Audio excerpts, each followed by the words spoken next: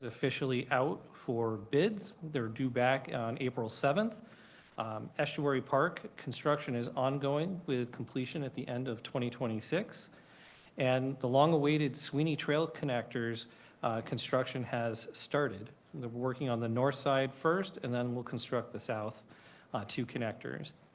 Let's see here. For aquatics, we have our swim lessons for all ages, which is registration is open. It's for beginning.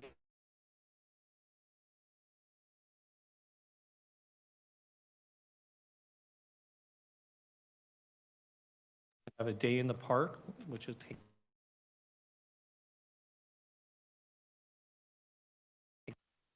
spring break camps are taking place Monday through Friday, April 13th through the 17th.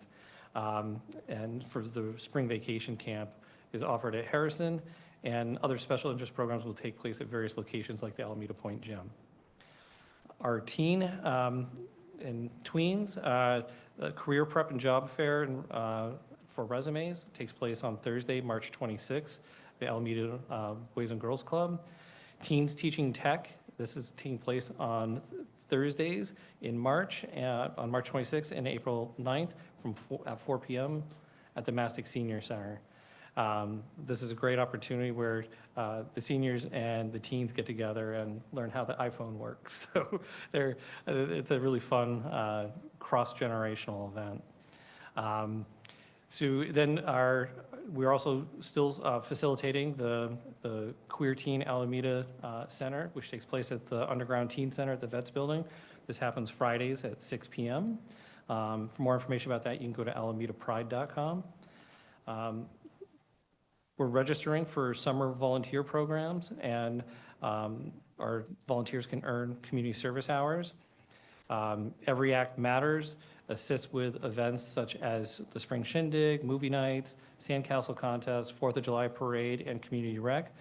Our Operation Green Sweep is Mondays and Fridays, June 22nd through July 24th, where the groups go out and help make our community cleaner, greener, and more beautiful. And then we have our Junior Leader Program. This takes place Monday through Friday, July 6th through the 31st from 8 until 5:30.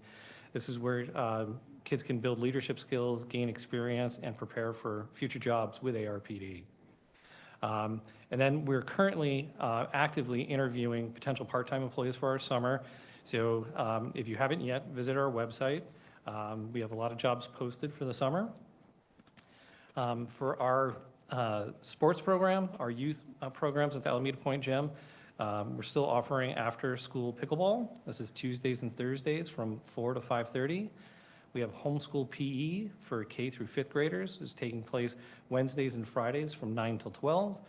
And then we will have our spring break camps at the Alameda Point Gym from April 13th through the 17th for those non-AUSD school days. For our adult programs, we still have Open Gym, which is taking place on Sundays, 6 to 10 p.m. And then we have our tennis, our private and group sessions are available. We're offering indoor pickleball Fridays from 9:30 to 12 p.m. And then we're also offering indoor roller skating Wednesdays, 9 p.m. till 10:30 at the Alameda Point Gym. And then our spring softball leagues, registration is closed and games begin the week of April 6th. Let's see here. So the Mastic, happenings at Mastic, we're having our line dancing level 1 is taking place on Wednesdays, April 1st through the 29th, 9:15 a.m. at the Social Hall. How to get help with healthcare costs is taking place on Tuesday, April 14th at 10 a.m. This is a review of the Medicare program, eligibility application process, and benefits. And then stained glass and mosaic. Spaces are filling up quickly for the spring and summer sessions, but we do still have some availability there. Mastic members toured the guide dogs for Blind Campus in San Rafael and lunch in Sausalito on Monday, March 9th. And then for parks, Little John Park, there's been ongoing work to adjust the site for Little League usage, including safety upgrades and ADA improvements. In February, our maintenance staff participated in chainsaw safety training and electric mower demonstration. As you well know, for our method for going totally carbon neutral, this will be key for converting our equipment to electric eventually.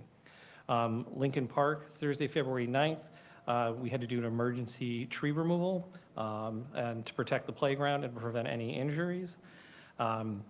Lydecker Park on February 21st, the Rotary Club and CASA, along with 100,000 Trees for Humanity, partnered with AARPD to plant 22 trees near the playground and the ball field.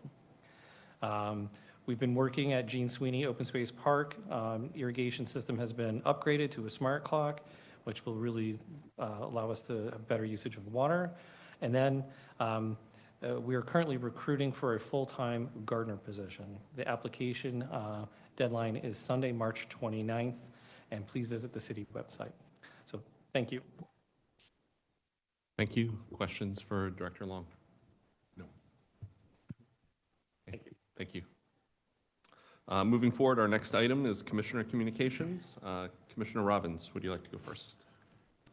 I do not have much to report other than being able to use the tennis facilities, and as always, they're in fantastic shape. And that's it for this month. Thank you. Vice Chair Schwartz. My son actually just started T-ball, so I've been spending and will be spending a lot more time at Franklin than I historically have. So appreciate that opportunity to get me to just experience different parks. I know I mentioned this on and off, but again, as a child of two working parents when I was a kid, and with a son starting AUSD in the fall, really appreciate all the programs you offer on non-ASU days. I've always kind of peeked through them at the activity guide, but definitely I'm trying to get myself a little bit more prepared for the upcoming school year. So again, really appreciate all those programs. I know we got some communication on the Little League fencing for Little John. I haven't seen it, I haven't driven by, so I don't really have any questions or input, but just thinking about, you know, the park I experience the most, which is Cruzy, which is really 4 diamonds with a big field in the middle. Definitely want to just make sure that, you know, we're balancing the ability to have Little League, but also keeping it, you know, like there's people on the field all the time when games aren't going on at Cruzy, and I would hate for, like, I'm envisioning something like that, you know, blocking access for that. Might be too late for this year, but just maybe working with the Little League maybe next season or moving forward just to make sure that that access continues. So I just want to add a clarifying comment to there. So on each side of the fence extensions we put in that are temporary, there's over 30-foot sections that are left wide open so that there is access to the field from multiple locations. And again, you know, what we've done is to try to communicate that as well so that people can feel free to use the field anytime Little League is not using it. Okay, great. That's great. Thank you. And that's all I have to, otherwise I'm still at the pool a lot. Love to see how busy it's getting with the weather, and hope everyone's, you know, able to enjoy some extra park time with daylight savings. Great, thank you. For my part on this beautiful evening, my report is simply that I was at Lincoln Park directly before the meeting, playing with my son.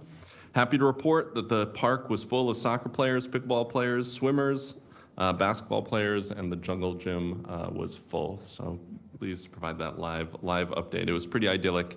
Made me awfully proud to be on my way to be here working with you all tonight. Really terrific. Moving forward, the next item on our agenda is to approve the minutes from our February 12th, 2026 meeting. Do we have a motion to approve those minutes, please? I'll motion to approve. And a roll call vote, please. Commissioner Robbins? Yes. Vice Chair Schwartz? Yes. Chair Radies? Yes. Thank you. Thanks very much. The motion has been approved. The next item on our agenda is regular agenda item 6A, which is a recommendation to approve the updated banner policy and approve the proposed storage unit policy. And if memory serves, this is the item that came in December. Is that right? Yes, exactly. This is the second time you guys are seeing it. We took the feedback that we received from the first meeting, incorporated that in, and we're bringing it back tonight for approval. So we'll start with the banner policy. So the two major changes that, that we really have here is the duration. So previously, they were up for up to 60 days, and we're reducing that to 30 days. We've also adjusted the banner size, just so that we could give people parameters for what they can put up, so that we're also being cognizant of our parks and what they look like for advertising and whatnot. So that size has been limited to 4 feet by 6 feet as the maximum size. And then we've added additional locations to the policy. So previously, we didn't allow people to use the fence at Lydecker or at Longfellow. So we've added those two parks to our list. So that really is the main change here. And so just call your attention to that. And then let's move on to the storage policy, because that was actually a whole new policy. We've not had this before.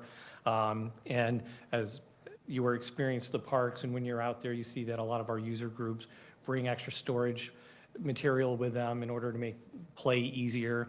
And what this has done for us is it actually gives us a whole policy for trying to figure out just whose is what, gives us a contact. It also gets some skin in the game so people don't abandon property with us. And I know during the conversation, you guys thought the fees were a little low.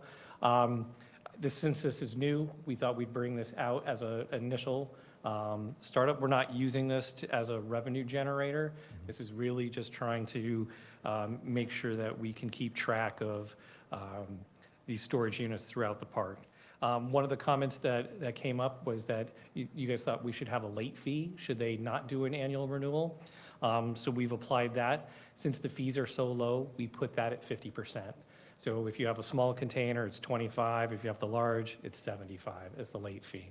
So we're trying to utilize that to encourage people to get on an annual basis where they are renewing automatically, and we can make sure we still have your contact information. So it's not super complicated, but we do have terms and conditions in there. We do have large containers, medium, and small. And so I think it's a pretty fair policy about how it will be distributed throughout the park system. And we have a caveat on there that, the department has to approve it prior to anyone putting one out there. So with that, I know this is a brief. I'll open it up for, I think we have to do questions or clarifying questions. So with that, please, I'm here for anything. Great. Thank you for incorporating our feedback. Do we have any clarifying questions for Director Long? No. I had just one from the December meeting. I wanted to make sure it didn't get lost.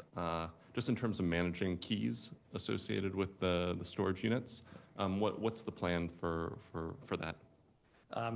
At least, I'd have to double check with Joey, but I think the Joey Carroll, who oversees the program, in a lot of the cases, we would like to issue locks so that they get a key and we get a key. Okay, great. So that'll be I think the smoothest way to do it. Okay, terrific. Any other clarifying questions? Do we have public comment on this item? No public comment. Great, thank you. Any discussion among the commissioners? No. I figure we don't have any public comment. I don't know if there's organizations you've communicated to. My only question is, have you gotten any feedback on this, negative or positive? So we sent this to all of our user groups, and almost every single one of them has just thought it was a reasonable aspect. Nobody has pushed back and said, this is unacceptable. Great. So, And to your point, this is a minimal financial impact. It's $1,500, yeah. Yep. Okay. Great. Would someone like to make a motion to approve both the updated banner policy as well as the proposed storage unit policy? I'll make a motion to approve the updated banner policy as well as the storage policy. And a second, please. I'll second that. Commissioner Robbins, Yes. Vice Chair Swartz. Yes. Chair Radies. Yes. Thank you. Thank you. The motion passes. The next item on the agenda, in fact, is our next meeting on April 9th. Do we have any agenda items that anyone would like to put on that agenda? No. I just had a question. The other item that was on our December calendar was the memorial policy. Notice it didn't come back tonight. Is there a plan for that in the future? Yeah, so that one should be ready by April. It needed a little bit more reworking before we brought back. You guys had significant comments on that one, so. Great. Director Long, are there any items you'd like to add to the agenda? Not at this time. In that case, we can continue moving forward. The next item on the agenda is our adjournment. Can I have a motion to adjourn, please? We'll trade off all motion to adjourn. Second. Commissioner Robbins, Yes. Vice Chair Swartz. Yes. Chair Radies. Yes. Thank you. Thank you. The meeting is now adjourned, and we'll see everybody in April.